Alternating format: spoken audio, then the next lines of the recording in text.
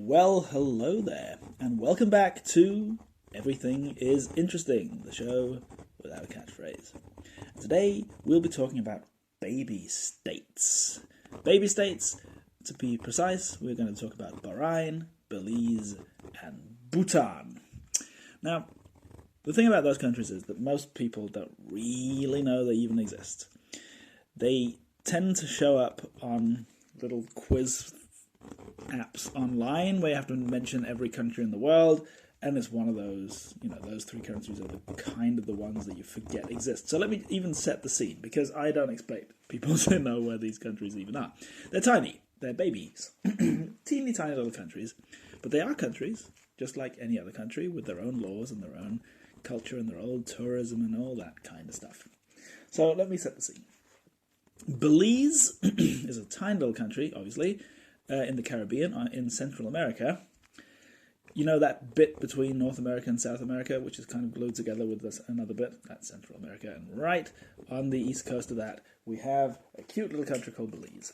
So that's that then. So that's where that is. Bahrain, on the other hand, or Bahrain, or I don't know how to say it, forgive me, is in the Middle East. It's one of the Arab countries. Tiny little country again. Glued to Saudi Arabia, but a teeny tiny little place. And Bhutan is a tiny mountain kingdom right up in the Himalayas. It's kind of stuck in the mountain chain by Nepal. So we have three very different countries in very different parts of the world, and I have things to tell you about these because everything is interesting, of course.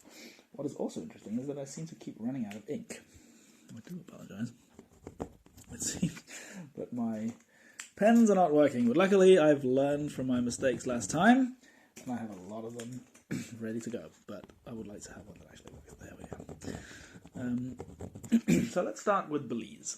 Belize has an impossibly romanticized past. Oh my god, I'm so sorry. One day, dear viewers, I will find a pen that works. Is this because the actual paint itself does not lend itself to me drawing on it? Is that a problem? I don't know. Anyway, let's hope that's not the case, because otherwise this video is going to fail. Belize has this incredibly romantic past, which the tourism industry is more than happy to point out. But let's start with Belize back in the day, back when they used to have an empire. Part of it used to be the Mayan Empire. Now, the thing about Mesoamerica, Middle America, is that it's one of those exciting places where you have a very sort of interesting and impressive culture, which is completely independent of everything else. We have the Aztecs, we have the Mayans, we have the Olmecs, that kind of stuff, which are connected to each other, sure, but they have no idea that the European cultures existed. They don't have no idea that the Chinese cultures existed. There's back in those days where the world didn't know that the rest of the world existed. Like when you look at the maps in the old days, you have these maps that just end. They're just like, here's the Greek Empire, or this is the Roman Empire, and it just stops halfway through Africa, just like, I don't know. And it's an interesting thought, because now we have Google Maps and Google Earth and stuff, which just allows us to see everything immediately. So there's a fascination to that, I think, that we used to be a species that just didn't know that the rest of us existed at all. We didn't know anything. So back in those days, we had these cultures, which have a really interesting culture, obviously. So we have the Mayans, and the Mayans they build these cool pyramids, and it's a classic, one of the big, sort of like the Aztecs, just an important culture. And of course, Belize today is more than happy to remind you of this by taking you to see lots of those interesting little pyramid-y things that they used to build, and all these ancient artifacts of the Mayan culture can still be found, and it's all very interesting. But the impossibly romantic bits do not stop here, because after the Europeans showed up and kind of messed things up for the Mayans, that's an old story for another day. But in fact, Columbus himself, Christopher Columbus, the man himself, the horrible genocidal maniac who is celebrated with a national holiday in the US, that guy, he sailed along the coast of Belize, and it was one of the first things he even saw in the New World, back when he thought it was all India, because he was also a bit of an idiot. He saw Belize, and of course that was the beginning of the end of any culture that actually happened to be there, because, you know, how can we put this nicely? The Europeans had horses and guns and and armor and stuff, and the Mayans did not. So they didn't have much of a chance at all to do anything. So yeah, there's that, right? So once we have the Europeans there, we have more romance, because we had something called the Buccaneers. Now, the Buccaneers they're like pirates in the sense that pirates are also kind of romantic, in the sense that when you read fiction about pirates, it's all very sort of, ooh, imagine the life on the waves, freedom, and oh, yay. The Buccaneers are some sort of weird middle road thing between pirates, who we all can agree are criminals, and privateers, who are not criminals, but kind of people who work for themselves, you know? A privateer is basically just a ship, which it's kind of like a mercenary kind of thing, where, you know, they're not in any navy, they're not sort of like working for the crown or something, but they can be hired, and they can do your dirty work for a bit, and then you'll pay them and they'll leave. You know, it's not entirely unusual thing to ask people to do back in those days. So you have these buccaneers, which are kind of half and half. They work for themselves, and they kind of try to sell themselves off as being, you know, just privateers, but they're also pretty piratey, let's just be fair. So they are actually the first people to colonize, first Western people, I should say, to colonize Belize. They set up a little camp, and the reason they set it up in Belize is because it's a good hidey hole, because they're English and they're hiding from the Spanish. Now, one thing we need to know about the 15th, 17th century, and, you know, 16th, 17th century, when the Europeans are showing up in this Central American region, the history is always about, oh, the English and the Spanish don't like each other and they're fighting, and who's going to win? Because, you know, you've got the British Empire, you've got the Spanish Empire, and they obviously both want this new delicious turkey of food and, well, not food, gold. Basically, they want control of this new exciting bit, because there's lots of natural resources in it, and the people who live there have no weapons. I mean, come on. It's like the perfect thing for an empire building thing to go for. Yes. So we have this. So these buccaneers, they set up a little hidey hole on the coast of Belize in the Gulf of Honduras, and they sort of hide from the Spanish there. Then they realize that they have money to make here, because there are some trees that grow there which are really good for dye, for blue dye, and they start selling this because, as I say, they're not pirates, they're just kind of so they start making money on their own, based on this little what should we call it, a little business of selling dye to Europe from Belize. So that's fair, right? That's okay, that's legal, that's all that kind of stuff. Yeah, sure, but they also take slaves, you know, local slaves, to help them, you know, cut down these trees, this logwood stuff. So that's not all great, is it? So they have slaves. And then you get a battle. There's a battle between, when you read about it in the history books, it's just a battle between Spain and England. But if you look into it, it's not a battle between Spain and England, because when you look at it, when you expect something like that, it's, you know, you expect the navy of Spain and the navy of England to sort of have some kind of official war declaration kind of business. It wasn't that. It was the Buccaneers versus Spanish people. But it wasn't even that, because the Buccaneers made their slaves fight the battle for them, because, you see, they're not great, are they? But not only that, the Spanish people got their slaves to fight the battle as well. So it's basically a war between slaves and slaves, and none of those slaves were particularly interested in fighting the other slaves for obvious reasons, because why would you want to do that?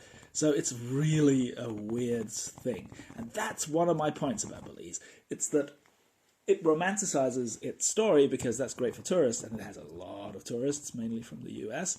But when you think about it, these buccaneers are not as romantic as these stories want them to be, and just like pirates, they're actually quite nasty. And the whole thing about the slaves fighting the slaves, it's not something to be proud of, is it? And speaking of not being proud, the Mayans themselves, who are also romanticized by this tourist industry, used the blue dye from the same trees that the buccaneers sold to Europe. They used that dye to colour in, you can say that, splash upon their own slaves when they were to be sacrificed. Yeah, because you see, these Mesoamerican cultures are kind of big on killing humans to appease the gods. Now, it's to be fair, the Mayans are not the worst. The Mayans don't kill all that many humans, but, I mean, compared to the Aztecs, who just, like, murder thousands upon thousands of people in human sacrifices, compared to them, the Mayans are pretty sort of calm about it. They don't kill that many humans, they hold themselves to animals, and they only kill humans on special occasions. But let's be honest here, like, a human sacrifice is a human sacrifice. It's never great. It shouldn't be a thing we talk about, right? As something like, oh, it wasn't as bad as some of the others. You know, no. We don't get away with things that easily as a species. I don't accept it. So, especially because it's rather brutal the way it's done, these priests would splash the blue dye on the slaves and then cut out their hearts while it was still beating. Show it to the gods, and then the gods would hopefully forgive whatever it is they want to be, want to forgive, right? They also had a rather nasty ceremony where if it hadn't rained for too long, they tied people tied them up and threw them into one of those infinitely deep water holes that you find at volcano sites and drowned them, and then hopefully that would make the gods make it rain. Now, I'd just like to point out that is not how to make it rain. There are ways to make it rain, which is cloud seeding and all this kind of technological stuff, but not drowning people. That just doesn't work. So I'm not sure why they did it, because it doesn't work very well. Speaking of technology, let us move to the next baby state, Bahrain. Now, Bahrain is different. Bahrain has a completely different relationship to the ocean. Now, if we think about Belize's relationship to the ocean, it's all about, invaders, alien invaders, basically, from Europe, who suddenly arrive on their big ships and change everything. So, and the buccaneers, of course, live on the oceans as well, so you have this sort of old-timey relationship to the ocean. Bahrain, on the other hand, has a very technological relationship to the ocean. It has basically turned itself into some kind of futuristic hub of ocean technology in many ways. Now, most people know about Dubai. Dubai is interesting because it's basically Manhattan in the sand, and you have these extraordinarily complex and expensive-looking buildings and everything sort of built. And it's all built on oil money, but the idea is that you kind of want to move away from oil money because oil isn't going to keep being expensive, is it? Because we've got electric cars and we've got all this kind of stuff, and there's a lot of work being done to try and stop using oil because we're kind of dependent on it as a place, as a planet, and that's not great. So Dubai and Bahrain and other countries in the Middle East have realized that they need to do something else. If they want to keep the lights on, they're going to have to find another way of making money once the oil stops being profitable. And both Bahrain and Dubai have thrown themselves into a lot of technology. But because Bahrain is an island, I didn't mention that, but it is an island, or a set of islands, and the only connection to land is to Saudi Arabia over a huge bridge, like a 25-kilometer long bridge that they've built. So you can drive across this bridge from the Saudi Arabia to the Bahrain, which gives us a really weird law. And the law is that because, well, it's not enforced anymore because in Saudi Arabia it is legal for women to drive now, but until pretty recently it was not legal for women to drive in Saudi Arabia, but it was legal for them to drive in Bahrain. So when you cross this bridge, it was illegal for women to drive on one half of the bridge, but then they could take the wheel and drive the second half if they wanted to, which is dumb as hell, obviously. But that's just one of those strange things with laws. Laws don't all make sense, do they? But anyway, aside from the bridge, they've built artificial islands into the ocean upon where tourists can live, which is cool. It's a bit like Dubai as well. But they also have the world's biggest underwater park. Now, I find that quite weird to think about. There's not very many places where you can actually just walk around on the seabed all day, but you can in Bahrain. They've got this theme park which is all underwater. So they've really sort of 21st century-fied the ocean in a way that pretty much no other country has done yet. So that might be a sort of indication of where we're going next. If you look in Europe, you might find something similar happening soon in the Netherlands and things, because they tend to have a sort of a bit of an imperialistic view of the ocean. I'm going to run out of pen, aren't I? That's going to be so embarrassing. Oh my god, I only have 3 left. What am I going to do? Oh, please work. Okay, let's see. So we have that. That sounds all nice. That's romantic in another way, isn't it? That's just a nice place. But again, there is a dark side. And the dark side in Bahrain is that all this technological marvelry and development is held up in very large part by not slaves like the buccaneers, but something close. We don't do slavery anymore, but we kind of do anyway, because we have migrant workers, workers coming from other countries who are not Bahrainis, will travel to Bahrain to work, but their conditions of working is just utterly awful, because they have a weird law which sounds like a good idea.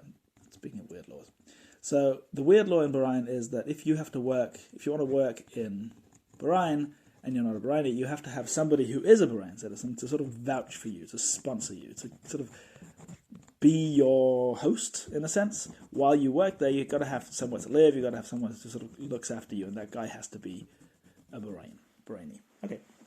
I mean, that sounds like a reasonable thing to expect, but the problem is, though, that once you have that system, if you are a migrant worker and you're working in Bahrain, you are completely at the mercy of your sponsor, and that has turned into a bunch of human rights abuses and passports being stolen and human trafficking and all kinds of horrible stuff. And these migrant workers are paid a pittance. They make something like, on average, they make less than £400 a month, which is really not very much, because Bahrain is not a cheap place to live, and etc., etc. This is not, in any sense, a nice place to be a worker if you are not a Bahraini. So slave labor, maybe not, but something similar, maybe, right? So, yeah, that isn't great. But speaking of the past, Bahrain has a really weird past. They were host to an empire which lasted for 3,000 years. Now, let that sink in. 3,000 years is a hell of a lot of years. Like, aside from the Chinese Empire, I can't really think of anything that's lasted that long. The Dilmun Empire, it was called. And 3,000 years, 3,000 years ago from today, we're already before the ancient Greeks. Like, it's a long stretch of time. But apparently this Dilmun Empire existed from like 3000 BC to about 300 AC? AD.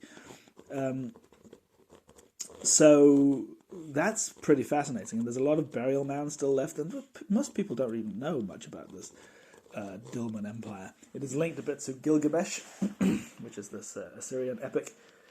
My favourite story about that is that Saddam Hussein, the dictator of Iraq, wrote a novel inspired by Gilgamesh, which is cute, which was turned into a musical. Isn't that adorable? It's just weird, because Saddam Hussein is not the guy I associate with writing musicals. That's like, at all. Anyway, I'm digressing. So we have that. We also have something called the Tree of Life, which is a 500-year-old mesquite tree which grows in Bahrain, and it's really weird that it grows, because it grows in a place where there's hardly any rainfall, so where does it get its water? Because it needs water. So there are two explanations, the real one and the fake one. The real one is that it has really long roots, and it manages to get 50 meters down into the desert sand and suck out some groundwater, and that's how it survives. That's the actual explanation. But of course, there is a lot of spiritual explanations, that it's used to stand in the Garden of Eden, and because it used to be in the Garden of Eden, it is a magic tree, and people go there to pray and stuff. All very cute, but sorry for not accepting it as being an actual reason, because it's not. So that's Bahrain for you. We have, yet again, we have an ancient past, and we have something which looks romantic on the surface, and which turns out to be rather non-romantic. So let's take our final country, Bhutan.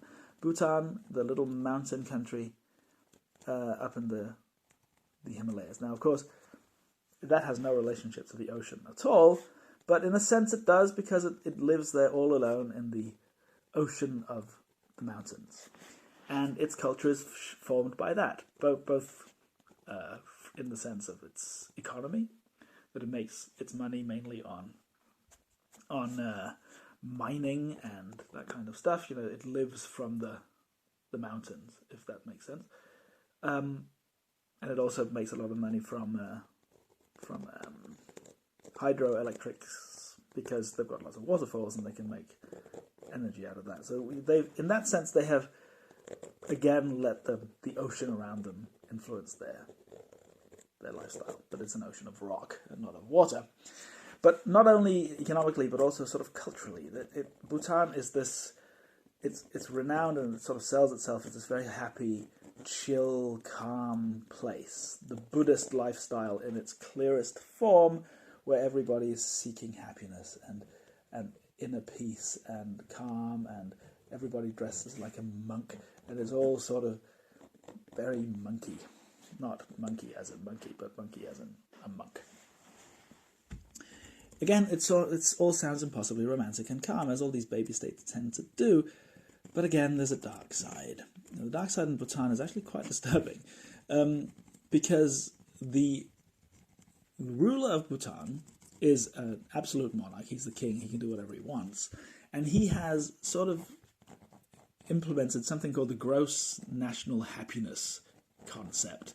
Now, that concept it sounds a bit strange, but the idea is that instead of chasing wealth, instead of chasing money, what we want to be chasing is happiness. So instead of measuring your society based on how much money it's been making, you measure it by how happy your citizens are. Now that sounds extraordinarily Buddhist and happy and sort of bouncy and great. But the problem is that this is just not good at all, because it is a huge propaganda tool to make the country seem nice, while it's ethnically cleansing the non-Bhutanese majority people. Because it turns out there's quite a lot of people who live in a different culture who aren't Buddhists, and who happen to live in Bhutan but are not welcome in this system. And they are essentially thrown out of the country by the military. And there are huge refugee camps in Nepal for these poor people who have nowhere to go. And we never hear about this. It seems to be just one of those forgotten tragedies of humanity, where we just have these people right now, as I speak, stuck in these refugee camps, thrown out of their own country for no fault of their own, only that they are not Buddhists and they are not the correct ethnic group. This Lotsampa people are just not welcome. Not only that, but in Bhutan we have over 1 million people who live in grinding absolute poverty. We have gang violence, and they also kind of extort tourists by asking them to pay something like £200 a day for even being in Bhutan, because they make it sound like, oh, but we only want the value tourists, but essentially they're just wanting the rich people who don't care about all this kind of stuff, and making money out of that. And this guy who pretends to be all about the happiness doesn't really care about the happiness. So that's a bit sad as well, ain't it? So underneath the surface, yet again, we have something which is dark and something which is unpleasant and nasty. And something we should be more aware of, I feel, because it seems odd that there's almost 1 million people living in abject, horrible conditions in the mountains of the Himalayas because they don't conform to the correct culture. In fact, it is mandatory in Bhutan to wear Buddhist monk outfits, basically. And if you're a Lotsampa, that's not your culture, and then you're basically just thrown out instead. So that's not very nice at all, is it? In this little mountain paradise, which is not a mountain paradise. So how do we end on this? Well. Let's take an honourable mention. Let's take one of the smallest places in the world, which also starts with B, and it's Bouvet Island. Bouvet Island. The interesting fact about Bouvet Island is that it is the most remote island in the entire world. There's no island on Earth which is further away from anything else than Bouvet Island. If you are on Bouvet Island, you are literally the furthest away from land that you can be on Earth. It is completely uninhabited, basically, partially because it's the most remote place on Earth and nobody really wants to live there, but also because it's exceptionally cold. It's close to Antarctica, and it really is not a place you want to live, so nobody lives there. However, weirdly, if you live there, you are actually legally obliged to go to the nearest country and at least once every 5 years to pillage it. Now, why is that, you may ask? Well, I was speaking about weird laws. This is a weird law. And because... Why that weird law when nobody lives there? It's because, of course, Bouvet Island belongs to a country, and it turns out it belongs to Norway. It is one of the municipalities of Norway.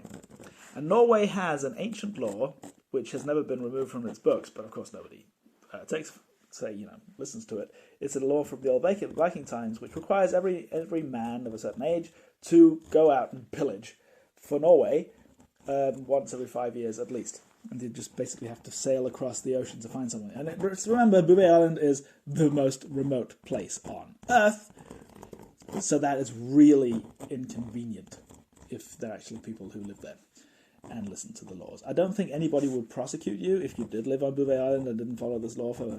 No Norwegian is prosecuted under this law, but it would be fun. If I was absolute ruler of Bouvet Island, I would definitely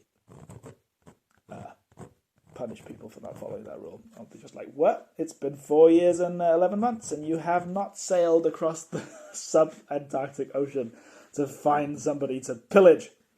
Off you go, Stefan Olaf. Stefan Olaf, that is the name of every Norwegian person on Bouvet Island. You can't prove otherwise, can you?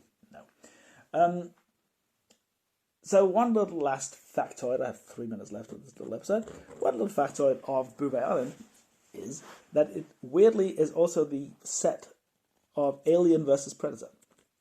There's a movie called Alien vs. Predator which happens on Bouvet Island for reasons I do not know because I haven't seen the film, nor do I want to. It doesn't sound like a very good film.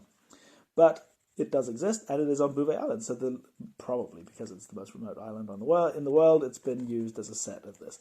And let me use that to tie everything together, because let's talk about Alien and Predator as these fictional constructs. What is Alien? Well, Alien is an unwelcome visitor from another place, and it has a tendency to burst out of your chest and kill you for its own benefit.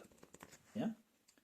Whereas, if we look back at Belize, what do we have? We have aliens from another world who come and make things unpleasant. And in the Mayan cultures, they used to burst open your chest for the benefit of the gods. So that's an interesting little sort of echo.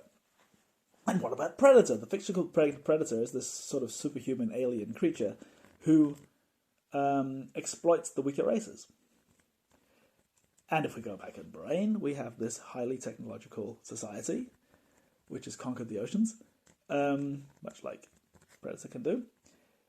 And it exploits migrant workers for its own benefit. So that's interesting. And what do we have in the plot of Alien versus Predator in itself? Well, the plot of Alien versus Predator, as far as I can tell, is that it's basically a battle between two sort of powerful yet very different species, which both want to be, taken seriously and have this, not taken seriously. I really don't think that the aliens care about being taken seriously, nor do the predators. Okay, maybe not taken seriously, but at least sort of dominion of their realm, right? And they're both dangerous, and they both sort of want to be the winner. And we have this conflict. We have the conflict between two sides which both see themselves as being the most important part. And let's look at Bhutan again, because we have the conflict between two completely opposing sides. And we also have, there's actually a political party that represents these outcasts from Bhutan, which is, of course, illegal in Bhutan, because that's how Bhutan is, but they do have a lot of followers and all this kind of stuff. So we have this battle of, identity. And isn't that what art is all about? Isn't that about sort of emulating life and about sort of reminding ourselves what humanity has done and is doing and can do. Maybe that is the deeper meaning of Alien versus Predator, to sort of remind us of all the bad shit that humans have a tendency to do. Now, I should edit out that, but I have 2 seconds left, so I can't. Bye.